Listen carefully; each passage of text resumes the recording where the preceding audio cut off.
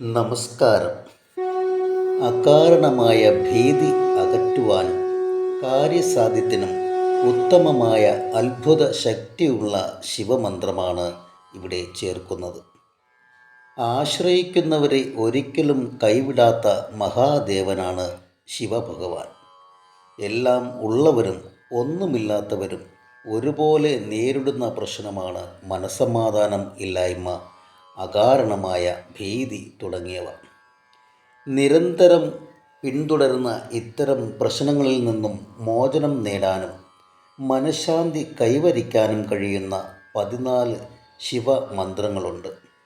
ധനുമാസ തിരുവാതിരയ്ക്ക് പുറമെ ഭഗവാന് പ്രധാനപ്പെട്ട ദിവസങ്ങളായ പ്രദോഷം, ഞായർ, തിങ്കൾ, ശിവരാത്രി തുടങ്ങിയ ദിവസങ്ങളിൽ ജപിച്ചു തുടങ്ങുവാനും മുടക്കം കൂടാതെ രാവിലെയും വൈകിട്ടും 21 ദിവസം 2 പ്രാവശ്യം ഈ 14 മന്ത്രങ്ങളും ഉരുവിടുക.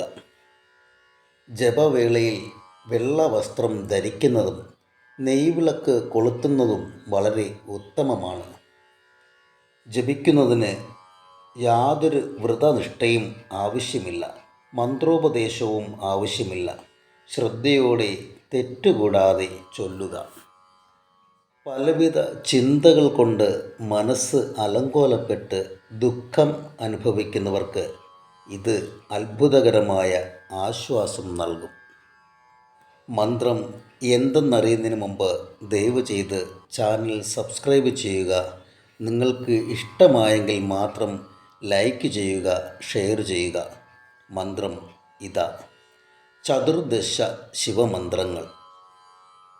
ഓം പൂജ്യായ നമഃ.